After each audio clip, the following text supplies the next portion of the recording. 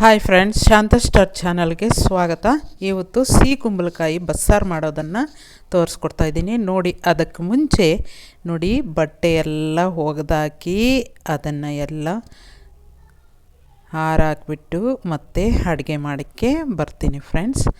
ನೋಡಿ, ಮಿಷನ್ಗೆ ಹಾಕಿದ್ದೆ, ಪಾತ್ರೆಗಳಿದೆ ತೊಳೆಯೋದು, ಮಿಷನ್ಗೆ ಹಾಕಿರೋ ಬಟ್ಟೆ ಜಾಳಿಸ್ಬೇಕು.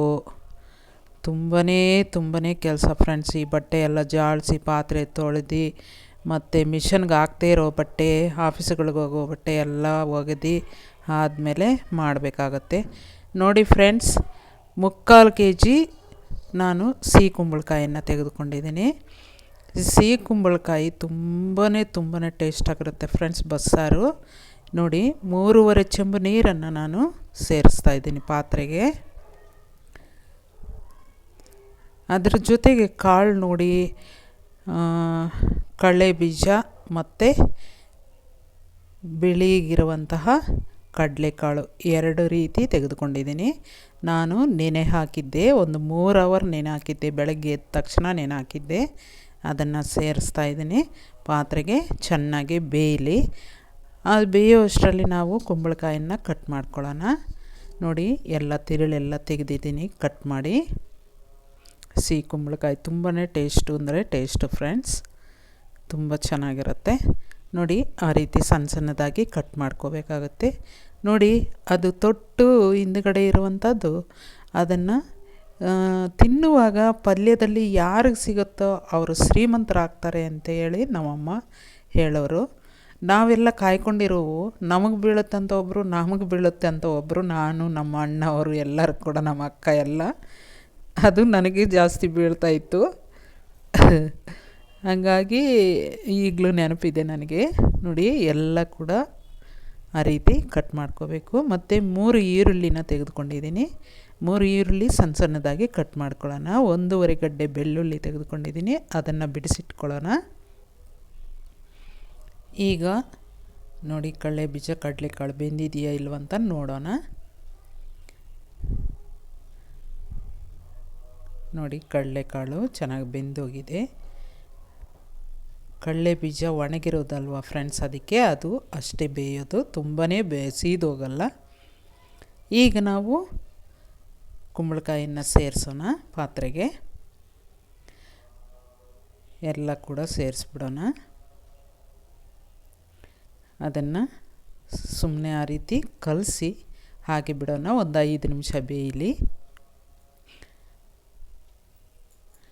ನೋಡಿ, ಹಸಿಮೆಣ್ಸಿನ್ಕಾಯಿ ತುರಿದಿಟ್ಕೊಂಡಿದ್ದೀನಿ, ಒಂದು ಸ್ವಲ್ಪ ಬೆಳ್ಳುಳ್ಳಿ ಜಜ್ಜಿಟ್ಕೊಂಡಿದ್ದೀನಿ, ಈರುಳ್ಳಿ ಕಟ್ ಮಾಡಿಟ್ಕೊಂಡಿದ್ದೀನಿ.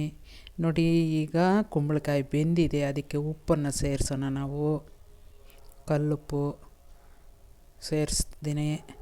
ಅದಕ್ಕೆ ಮತ್ತೆ ಒಂದು 3 ಟೊಮೆಟೊ ಕೂಡ ಸೇರಿಸ್ತಾ ಇದ್ದೀನಿ. ಯಾಕಂದರೆ ಸಿಹಿ ಕುಂಬಳಕಾಯಿ ಸಿಹಿ ಇರುತ್ತೆ ಅಂತ ಹೇಳಿ, ಹುಳಿನೂ ಸ್ವಲ್ಪ ಜಾಸ್ತಿ ಇರಲಿ ಅಂತ 3 ಟೊಮೆಟೊ ಸೇರಿಸ್ತಾ ಇದ್ದೀನಿ, ತುಂಬಾ ಸಿಹಿ ಇರುತ್ತೆ ಅಂತ.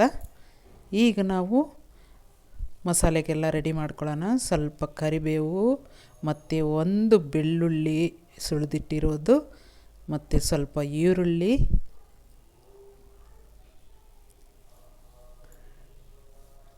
ನೋಡಿ 1 ಸ್ಪೂನಷ್ಟು ಜೀರಿಗೆ, 10 ಕಾಳುಮೆಣಸು ಅಷ್ಟನ್ನು ನಾನು ತೆಗೆದುಕೊಂಡಿದ್ದೀನಿ. ಇಷ್ಟನ್ನು ನಾವು ಫ್ರೈ ಮಾಡ್ಕೊಳ್ಳೋಣ. ಸ್ವಲ್ಪ ಆಯಿಲನ್ನು ಸೇರಿಸಿ, ಒಂದು ಅರ್ಧ ಸ್ಪೂನಷ್ಟಾದರೆ ಸಾಕು ಆಯಿಲು. 1-2 ನಿಮಿಷ ಫ್ರೈ ಆದರೆ ಸಾಕು, ತುಂಬ ಹೊತ್ತೇನು ಫ್ರೈ ಆಗೋಂಗಿಲ್ಲ. 1 ನಿಮಿಷ ಇಲ್ಲ 2 ನಿಮಿಷ ಅಷ್ಟೇ. ನೋಡಿ, ಅಷ್ಟು ಮಾತ್ರ ಫ್ರೈ, ಒಂದು ಸ್ವಲ್ಪ ಘಮ ಬಂದರೆ ಸಾಕಷ್ಟೇ. ಈಗ ಟೊಮೆಟೊ ಬೆಂದಿದೆ, ಎಲ್ಲ ತೆಗೆದುಬಿಡೋಣ ಬೌಲ್ಗೆ. 3 ಟೊಮೆಟೊನ ತೆಗೆದುಬಿಡೋಣ. ಸ್ವಲ್ಪ ನೀರನ್ನು ಕೂಡ ನಾವು ಆ ಬೌಲ್ಗೆ ತೆಗೆದುಕೊಂಡ್ಬಿಡೋಣ.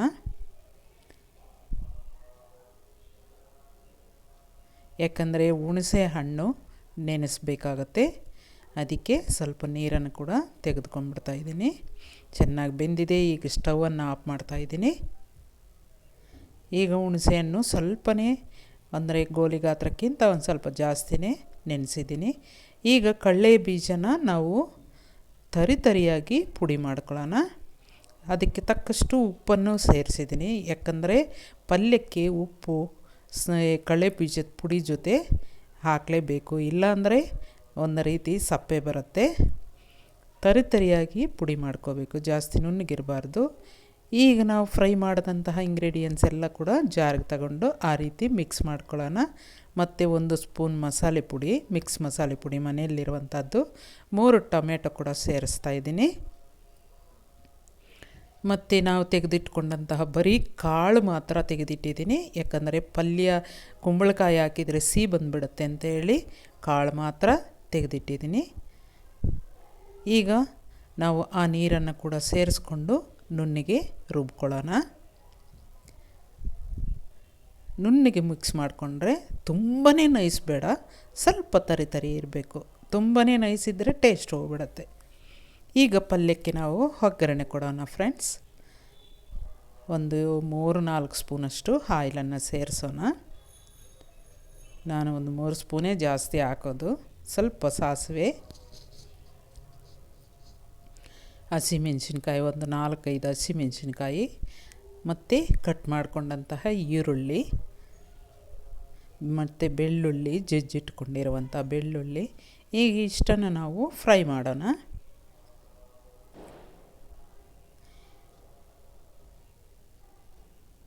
ಇದರ ಜೊತೆಗೆ ಸ್ವಲ್ಪ ಉಪ್ಪನ್ನು ಸೇರಿಸೋಣ ಫ್ರೆಂಡ್ಸ್, ಪುಡಿ ಉಪ್ಪು, ಯಾಕಂದರೆ ಈರುಳ್ಳಿ ಬೇಗ ಬೇಯುತ್ತೆ. ಮತ್ತು ಸ್ವಲ್ಪ ಕರಿಬೇವಿನ ಸೊಪ್ಪನ್ನು ಸೇರಿಸೋಣ. ನೋಡಿ, ತುಂಬಾ ಬೇಯಿಸಬಾರ್ದು ಫ್ರೆಂಡ್ಸ್, ಈರುಳ್ಳಿ ತುಂಬ ಫ್ರೈ ಮಾಡಬಾರ್ದು, ಒಂದು 3/4 ಭಾಗ ಫ್ರೈ ಆದರೆ ಸಾಕು. ಈಗ ನಾವು ಪಲ್ಯನ ಅದಕ್ಕೆ ಸೇರಿಸ್ಬಿಡೋಣ. ಕುಂಬಳಕಾಯಿ ಬೇಯಿಸಿರೋದು ಮಿಕ್ಸ್ ಮಾಡೋಣ. ಈಗ ಮಿಕ್ಸ್ ಮಾಡಿಕೊಂಡಂಥ ಕುಂಬಳಕಾಯಿಗೆ ಮತ್ತು ಕೊತ್ತಂಬರಿ ಸೊಪ್ಪನ್ನು ಕೂಡ ಸ್ವಲ್ಪ ಮಿಕ್ಸ್ ಮಾಡೋಣ.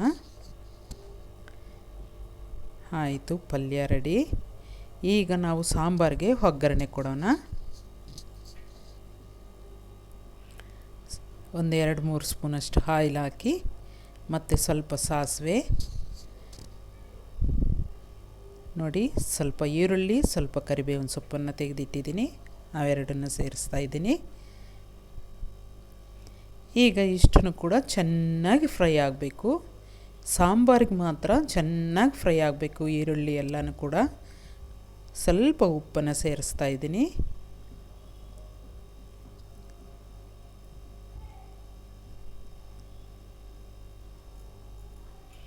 ಈಗ ಮಿಕ್ಸ್ ಮಾಡಿಕೊಂಡಂಥ ಮಸಾಲೆ ಎಲ್ಲ ಜಾರಿಂದ ಸೇರಿಸ್ಬಿಡೋಣ. ಜಾರ್ ಕೂಡ ತೊಳೆದು ಸೇರಿಸಿ, ನೀರು ನೋಡಿ, ಹುಣಸೆ ಹುಳಿ ನೀರೋದು, ಹುಣಸೆ ಹುಳಿ ಕಿವುಚ್ಕೊಂಡಂಥ ನೀರು. ಈಗ ನಾನು ಬೇಯಿಸಿದಂತಹ ನೀರೆಲ್ಲ ಕೂಡ ಸೇರಿಸಿದ್ದೀನಿ. ಖಾರದ ಪುಡಿ ಈಗ ನಾನು ಬೆರೆಸ್ತೀನಿ, ಯಾಕಂದರೆ ಮುಂಚೆ ಬೆರೆಸಲ್ಲ. ಖಾರ ಅನ್ನೋದು ಲಾಸ್ಟ್ನಲ್ಲೇ ಬೆರೆಸಿದ್ರೇ ಆ ಸಾಂಬಾರು ಟೇಸ್ಟ್ ಬರೋದು. ಹಾಗಾಗಿ ಇದು ನೀರು ಮಾಮೂಲಿ ತಣ್ಣೀರನ್ನು ತೆಗೆದುಕೊಂಡಿದ್ದೀನಿ ಒಂದು ಸ್ವಲ್ಪ. ಈಗ ಖಾರದ ಪುಡಿನ ಅದರ ಜೊತೆಗೆ ಬೆರೆಸಿ ಈಗ ಮಿಕ್ಸ್ ಮಾಡ್ತಾಯಿದ್ದೀನಿ.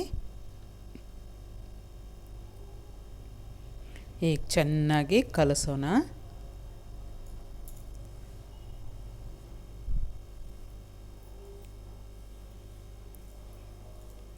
ಒಂದು 5 ನಿಮಿಷ ಕುದಿಸಿದರೆ ಸಾಕು ಫ್ರೆಂಡ್ಸ್. ಸ್ವಲ್ಪ ಉಪ್ಪನ್ನು ಸೇರಿಸ್ತಾ ಇದ್ದೀನಿ, ಯಾಕಂದರೆ ನಾವು ಮಾಮೂಲಿ ನೀರು ತೆಗೆದುಕೊಂಡು ಖಾರದ ಪುಡಿ ಬೆರೆಸಿದ್ವಲ್ಲ, ಹಾಗಾಗಿ ಆ ನೀರಿಗೆ ಎಷ್ಟು ಬೇಕೋ ಅಷ್ಟು. ಈಗ ನಾವು ಪಲ್ಯಕ್ಕೆ ಶೇಂಗಾ ಪುಡಿನ ಮಿಕ್ಸ್ ಮಾಡೋಣ. ಸ್ವಲ್ಪ ಹಾರಿದ ಮೇಲೇ ನಾವು ಶೇಂಗಾ ಪುಡಿ ಮಿಕ್ಸ್ ಮಾಡ್ಕೋಬೇಕಾಗತ್ತೆ. ತುಂಬಾ ಕಲಸಕ್ಕೆ ಹೋಗಬಾರ್ದು, ಸುಮ್ಮನೆ ಆ ರೀತಿ ಕಲಿಸ್ಕೊಂಡ್ರೆ ಸಾಕು. ಪಲ್ಯ ರೆಡಿ ಆಯಿತು. ಬಹಳ ಬಹಳ ಟೇಸ್ಟಾಗಿರುತ್ತೆ ಫ್ರೆಂಡ್ಸ್. ಕುಂಬಳಕಾಯಿ ಬಸ್ಸಾರಂತೂ ಮುದ್ದೆಗೆ, ರೈಸ್ಗೆ ತಿಂತಾ ಇದ್ದರೆ ನಿಜವಾಗ್ಲೂ ಆ ಕಾಂಬಿನೇಷನ್ನೇ ಬೇರೆ ಫ್ರೆಂಡ್ಸ್. ನೋಡಿ, ಸಾಂಬಾರು ರೆಡಿ, ಪಲ್ಯ ರೆಡಿ. ಎಲ್ಲರೂ ಮಾಡಿಕೊಂಡು ತಿಂದು ನೋಡಿ. ಪ್ಲೀಸ್ ನಮ್ಮ ಚಾನಲನ್ನು ಯಾರು ಸಬ್ಸ್ಕ್ರೈಬ್ ಮಾಡ್ಕೊಂಡಿಲ್ವೋ ಹೊಸ್ದಾಗಿ ನೋಡುವಂಥವ್ರು ಸಬ್ಸ್ಕ್ರೈಬ್ ಮಾಡ್ಕೊಳ್ಳಿ, ಶೇರ್ ಮಾಡಿ, ಕಮೆಂಟ್ ಮಾಡಿ, ಲೈಕ್ ಮಾಡಿ ಫ್ರೆಂಡ್ಸ್. ಅದ್ಭುತವಾದ ರುಚಿ ಕೊಡುವಂತಹ ಕುಂಬಳಕಾಯಿ ಬಸ್ಸಾರು ready. Thank you very much.